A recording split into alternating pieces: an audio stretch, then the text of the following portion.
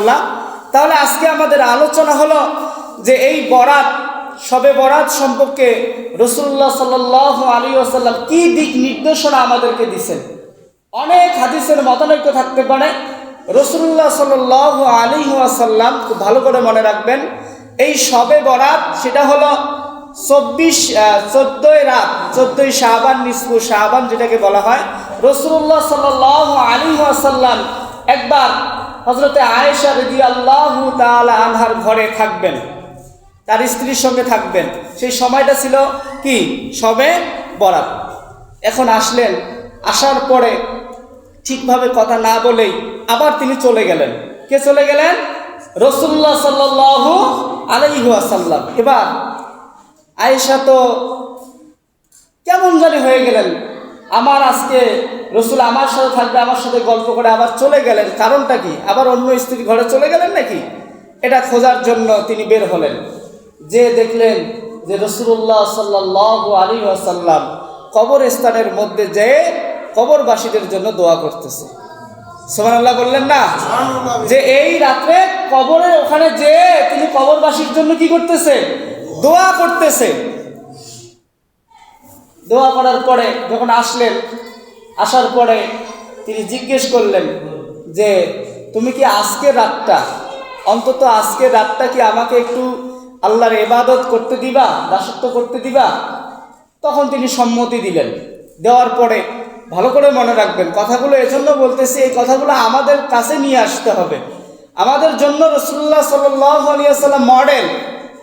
দেখেন, রাসূলুল্লাহ সাল্লাল্লাহু আলাইহি ওয়াসাল্লাম এটা বলার পরে তিনি আল্লাহর কাছে রোনাজারি করার জন্য তিনি সিজদায় পড়ে গেলেন।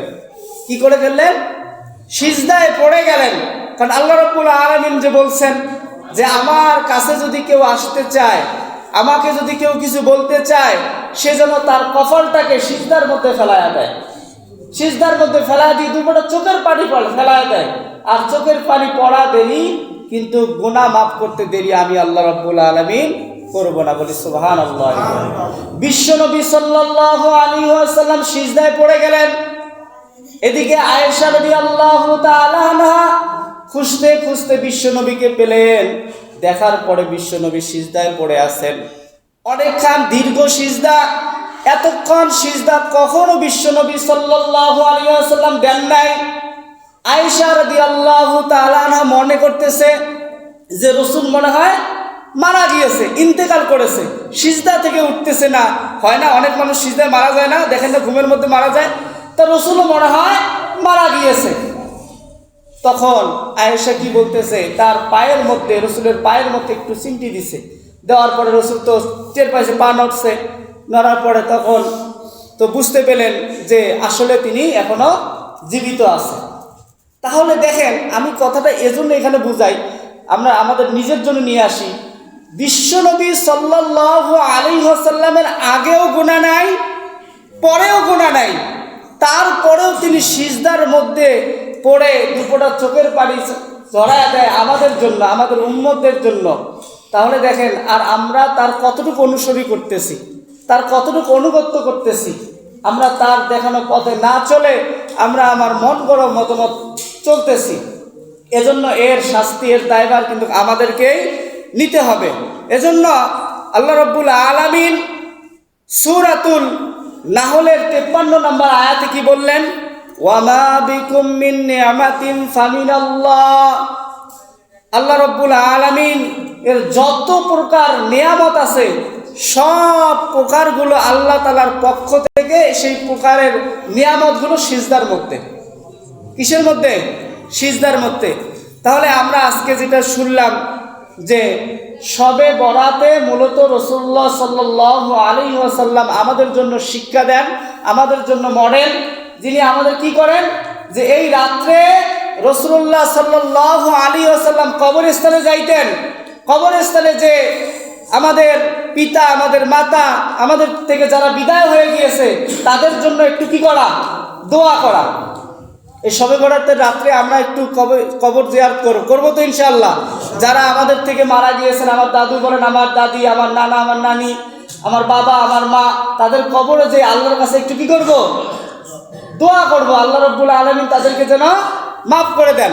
আর একটা হলো যে নিজের জন্য অন্তত ইয়া আইয়ুহাল্লাযীনা আমানু উ আনফুসাকুম ওয়া আহলিকুম নারা, আল্লাহ রাব্বুল আলামিন জানায়া দেন তুমি একটাবার নিজের জন্য ভাবো, নিজের জন্য একটু চিন্তা করো।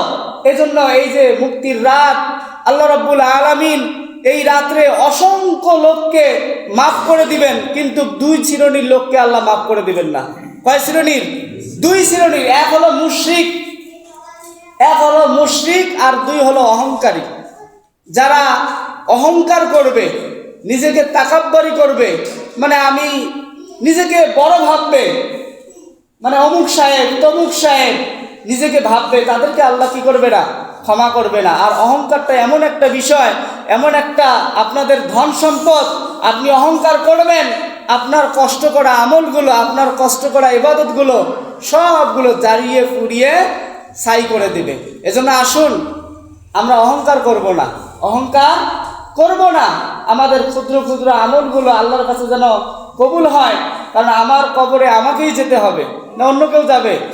যাওয়ার সুযোগ আছে? এজন্য আসুন আল্লাহ রাব্বুল আলামিন আমাদের সকলকে যেন এই শবে বরাত, যেটা মুক্তির রাত, লাইলাতুন নিসফু শাবান বলা হয়, এই রাত্রে, প্রত্যেকটা রাত্রেই আল্লাহর কাছে দামি, কিন্তু কিছু কিছু রাত আল্লাহ রাব্বুল আলামিন দিয়েছেন, অফার দিয়েছেন। কি দিয়েছেন?